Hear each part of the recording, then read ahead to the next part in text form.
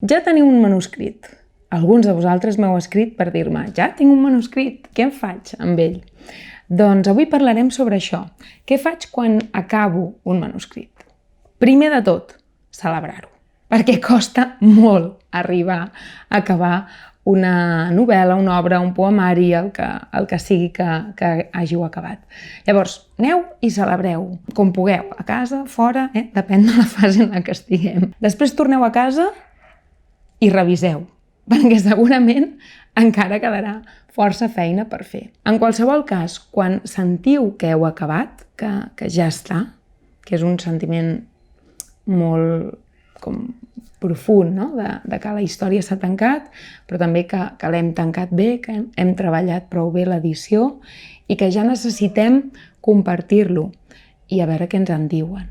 És un bon moment per fer-ho. Jo us recomano que agafeu 5 persones i que els hi envieu. 5 persones que no siguin la vostra mare, la vostra tieta, la vostra àvia i el vostre millor amic i la vostra parella.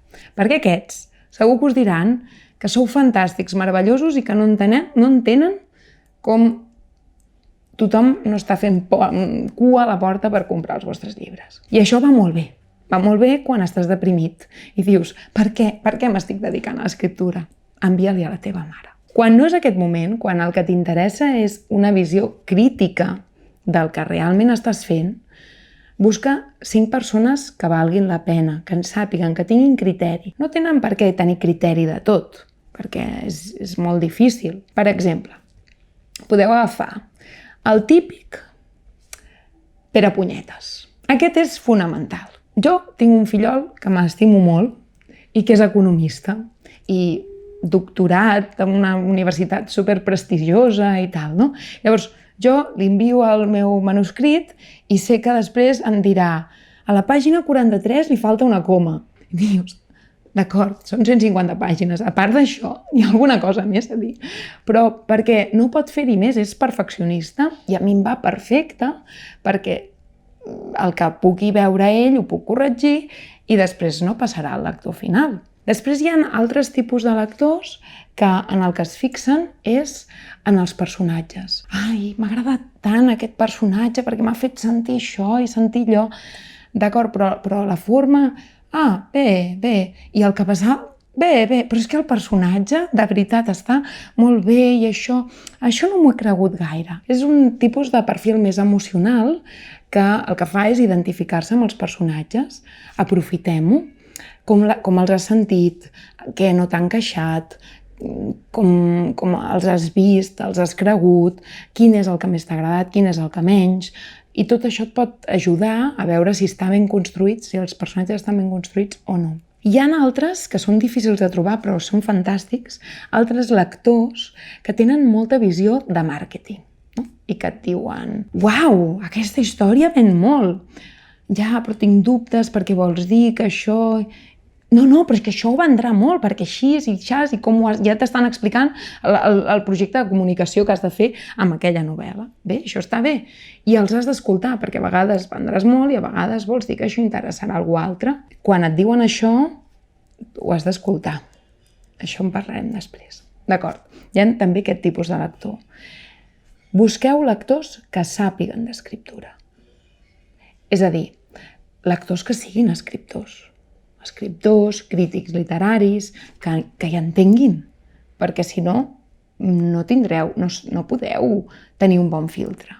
Tindrem els lectors comuns, podrem dir, el públic amb el que et trobaràs, i els lectors crítics, i aquests també hi heu d'accedir. I també busqueu un lector relacionat amb el tema del vostre llibre. Doncs, per exemple, la meva última novel·la sobre Goethe i Schiller, un lector meu ha de ser un expert en Goethe i Schiller o en l'idealisme alemany, perquè serà qui em trobarà les imprecisions, i això és important. Per tant, tenim un lector Perepunyetes, un lector més emocional, un lector que en sàpiga, un lector crític, un lector amb una visió més de comunicació, del que funciona, del que no funciona, i un lector de recerca. Com a mínim això, jo crec que us pot donar una perspectiva sobre si la vostra obra, més enllà de que és el vostre fill, que us l'estimeu, que és fantàstic i tot plegat,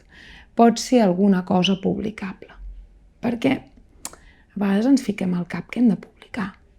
I no tothom ha de publicar. No té per què.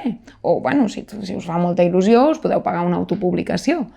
Però si voleu realment publicar, sigueu conscients de quin és el nivell i profiteu per millorar-lo.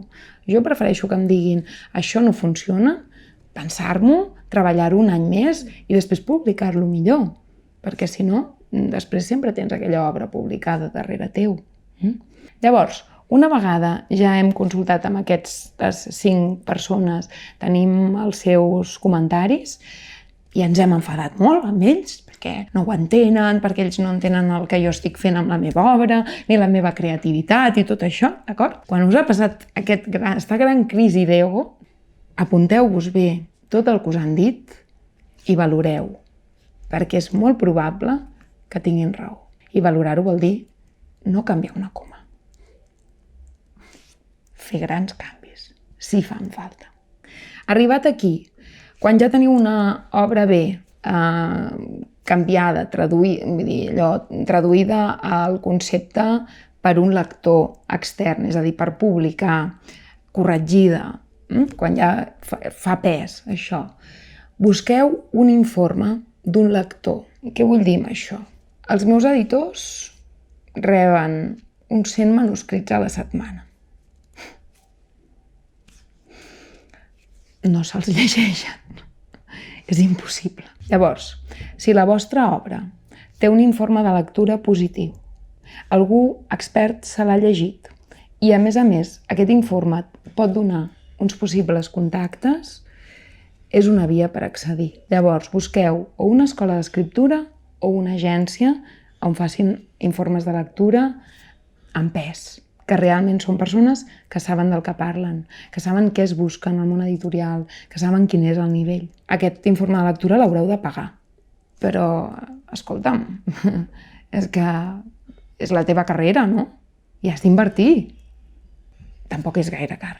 El cas, fas l'informe de lectura i amb aquest informe de lectura, si és positiu, si no revises, però si és positiu, te'n vas a una agència o a una editorial i presentes la teva carta de presentació, de tot això ja en parlarem un altre dia, però la teva carta de presentació, el teu manuscrit i l'informe de lectura. I això, com a mínim, dona una validesa més a la teva proposta. La vostra pregunta probablement a continuació és agència literària o editorial? D'això en parlarem un altre dia.